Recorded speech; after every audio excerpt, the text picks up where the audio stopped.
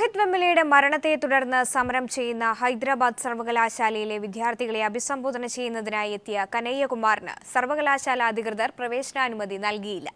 സർവകലാശാല കവാടത്തിന് മുന്നിൽ വിദ്യാർത്ഥികളെ അഭിസംബോധന ചെയ്ത കനയ്യകുമാർ രോഹിത് വെമുലയുടെ സ്വപ്നങ്ങൾ സാക്ഷാത്കരിക്കാൻ വിദ്യാർത്ഥി സമൂഹം രംഗത്തിറങ്ങുവാൻ ആഹ്വാനം ചെയ്തു.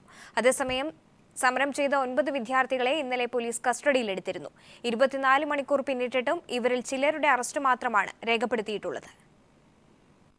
രോഹിത് വെമുലയുടെ മരണത്തിന് ഉത്തരവാദിയായ VC അപ്പാറാവുവിനെ സർവകലാശാലയിൽ പ്രവേശിപ്പിക്കുന്നതിനെതിരെ വിദ്യാർത്ഥികൾ നടത്തുന്ന സമരത്തിന് ഐക്യദാർഢ്യം പ്രഖ്യാപിച്ചുകൊണ്ടാണ് കനയ്യകുമാർ ഹൈദരാബാദ് സർവകലാശാലയിൽ എത്തിയത്. എന്നാൽ കനയ്യയ്ക്ക് പ്രവേശനം നൽകില്ലെന്ന് അധികൃതർ മുൻകൂട്ടി പ്രഖ്യാപിച്ചു. കനയ്യെ തടയുന്നതിനായി നിരവധി പോലീസുകാരെയാണ് സർവകലാശാല കവാടത്തിനു മുന്നിൽ വിന്യസിച്ചത്. കനയ്യകുമാറിന് അഭിവാദ്യം അർപ്പിക്കുന്നതിനായി വൻ ജനാവലിയാണ് ക്യാമ്പസിന് മുന്നിൽ തടിച്ചുകൂടിയത്. ക്യാമ്പസിൽ പ്രവേശിക്കാൻ അനുമതി നിഷേധിക്കപ്പെട്ടതോടെ സർവകലാശാല കവാടത്തിന് മുന്നിൽ വെച്ച് കനയ്യകുമാർ വിദ്യാർത്ഥികളെ അഭിസംബോധന ചെയ്തു.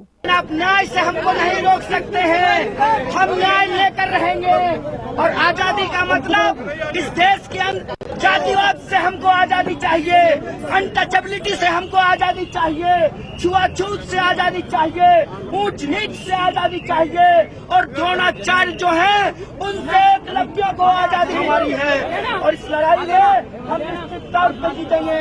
കനയ്യകുമാർ സർവകലാശാലയിൽ പ്രവേശിക്കുന്നത് തടയാനായെങ്കിലും കനയ്യയുടെ സന്ദർശനത്തിന് ലഭിച്ച ജനപിന്തുണ അധികൃതരെയും സർവകലാശാല അധികാരികളെയും നടുക്കി. News desk.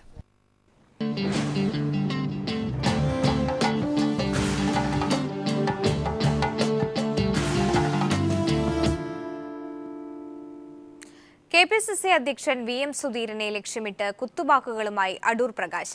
ആദർശ രാഷ്ട്രീയത്തിന്റെ കുപ്പായം തനിക്കേ ചേരുവെന്നാണ് ചിലരുടെ ചിന്തയെന്ന് ഫേസ്ബുക്കിൽ അടൂർ പ്രകാശ്. റവന്യൂ വകുപ്പിന്റെ ചില ഉത്തരവുകൾ കൂടി പിൻവലിക്കണമെന്ന സുധീരന്റെ പരസ്യ പരാമർശത്തിനാണ് അടൂർ പ്രകാശിന്റെ മറുപടി. നിയമസഭയിൽ തുടർച്ചയായി ജയിക്കുന്നത് ഓടിളക്കി വരുന്നതുകൊണ്ടല്ലെന്ന് K മുരളീധരൻ പ്രതികരിച്ചു. ഭൂമാഫിയയ്ക്ക് ഭൂമി പതിച്ചു നൽകിയ റവന്യൂ വകുപ്പിന്റെ നടപടിയെ വിമർശിച്ച് KPCC ഓഫീസിൽ സുധീരൻ പ്രസംഗിച്ചത് ഇങ്ങനെ. അതോടൊപ്പം തന്നെ ഒരു 1-2 ഉത്തരവുകളുടെ കാര്യങ്ങൾ ഉണ്ട്. അത് അദ്ദേഹത്തിൻ്റെ ശ്രദ്ധയിൽപ്പെടുത്തിയിട്ടുണ്ട്, ആഭ്യന്തരമന്ത്രിയുടെ ശ്രദ്ധയിൽപ്പെടുത്തിയിട്ടുണ്ട്. അതിനും നമ്മുടെ പിന്നെ ഹോപ്പ് പ്ലാന്റേഷൻ പോലെയുള്ള ചില വിഷയങ്ങൾ അതൊക്കെ ഉചിതമായ തീരുമാനമുണ്ടാകും എന്ന ഉറച്ച വിശ്വാസമാണ്. തുടർന്നാണ് സുധീരനെ ഉന്നം വെച്ച് അടൂർ പ്രകാശിന്റെ ഫേസ്ബുക്ക് പോസ്റ്റ്. ആദർശ രാഷ്ട്രീയത്തിന്റെ കുപ്പായം തനിക്ക് മാത്രമേ ചേരുവെന്ന് ചിലർ കരുതുന്നു. ഇവരുടെ കുപ്പായത്തിലെ ചേറ് ജനങ്ങൾ തിരിച്ചറിയും. കലക്കവെള്ളത്തിൽ മീൻ പിടിക്കാനാണ് ഇത്തരക്കാരുടെ ശ്രമമെന്നും സുധീരന്റെ പേര് പറയാതെ മന്ത്രി വിമർശിച്ചു. സ്ഥാനാർത്ഥി നിർണയത്തിൽ സുധീരന്റെ ഇടപെടലിനെ പരസ്യമായി വിമർശിച്ച് K മുരളീധരനും രംഗത്ത് വന്നു. ഗവൺമെന്റിനെ പറ്റി നല്ല പ്രസംഗിച്ചാൽ ചിലപ്പോൾ നാളെ ഒരു വരി പോലും പത്രത്തിൽ വന്നില്ല എന്ന് വരും.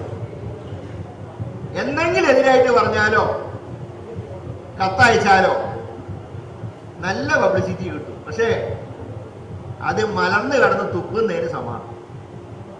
സുധീരനെതിരെ സംയുക്തമായി നീങ്ങാനുള്ള AI ഗ്രൂപ്പുകളുടെ തീരുമാനത്തിന്റെ ബലത്തിലാണ് ഇരുവരും KPCC അധ്യക്ഷനെതിരെ തിരിയുന്നത്. News bureau, Thiruvananthapuram. സന്തോഷ് മാധവന്റെ ഉടമസ്ഥതയിലുള്ള സ്ഥാപനത്തിന് 118 ഏക്കർ മിച്ചഭൂമി പതിച്ചു നൽകിയ ഉത്തരവ് സർക്കാർ റദ്ദു ചെയ്തു. നടപടിക്കെതിരെ ഉയർന്ന ശക്തമായ പ്രതിഷേധത്തെ തുടർന്നാണ് തീരുമാനം. സർക്കാർ ഏറ്റെടുത്ത തണ്ണീർത്തട ഭൂമി വിവാദസ്വാമി സന്തോഷ് മാധവന്റെ കമ്പനിക്ക് പതിച്ചു നൽകാൻ മന്ത്രിസഭായോഗം നേരത്തെ തീരുമാനിച്ചിരുന്നു. സർക്കാരിൽ സമർപ്പിച്ച അപേക്ഷയിൽ കമ്പനി ഭൂമി സംബന്ധിച്ച യഥാർത്ഥ വിവരങ്ങൾ മറച്ചുവെച്ചതായും ഇതേ ഭൂമിയുടെ പുറത്ത് ഹൈക്കോടതിയിൽ ഒരു കേസ് നിലനിൽക്കുന്നതിനാലും ഉത്തരവ് പിൻവലിക്കുന്നതായി അടൂർ പ്രകാശ് പത്രക്കുറിപ്പിൽ വ്യക്തമാക്കി. ഹൈടെക് IT പാർക്കുകൾ സ്ഥാപിക്കുന്നതിന് എറണാകുളം പുത്തംവേലിക്കരയിൽ 95.44 ഏക്കറും തൃശൂരിലെ മടത്തുംപടിയിൽ 32.41 ഏക്കറും കൈവശമുണ്ടെന്ന് കമ്പനി തെറ്റിദ്ധരിപ്പിച്ചതായും വാർത്താക്കുറിപ്പിൽ പറയുന്നു. കേരള ഭൂപരിഷ്കരണ നിയമത്തിലെ ബന്ധപ്പെട്ട വകുപ്പുകളിൽ ഇളവ് വരുത്തിക്കൊണ്ട് ഭൂമി സന്തോഷ് മാധവന് പതിച്ചു നൽകാനുള്ള ഉത്തരവിനെതിരെ ഭരണ പ്രതിപക്ഷ വ്യത്യാസമില്ലാതെ എതിർ ശബ്ദങ്ങൾ ഉയർന്നതോടെയാണ് ഉത്തരവ് പിൻവലിക്കാൻ റവന്യൂ വകുപ്പ് നിർബന്ധിതമായത്. News bureau, Thiruvananthapuram.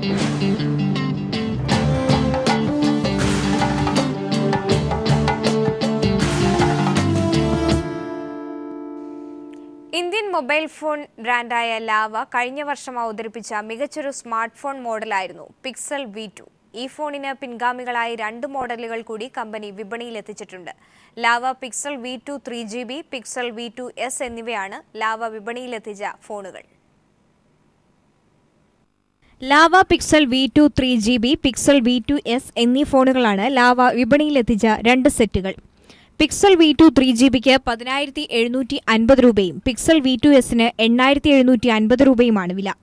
വിലയിൽ വ്യത്യാസമുണ്ടെങ്കിലും രണ്ട് ഫോണുകളുടെയും സാങ്കേതിക സവിശേഷതകളിൽ ചില സാമ്യങ്ങളുണ്ട്. രണ്ടിലും 64-ബിറ്റ് ക്വാഡ്-കോർ പ്രോസസ്സറാണുള്ളത്.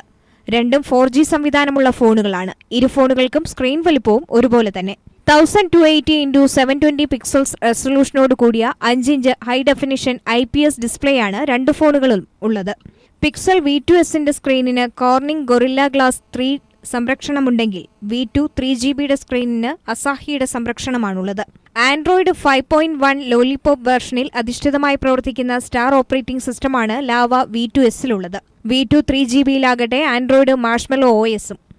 7.6 മില്ലിമീറ്റർ കനവും 128 ഗ്രാം തൂക്കവുമുള്ള V2 3GBയിൽ 3GB RAM, 16GB internal storage എന്നിവയുമുണ്ട്.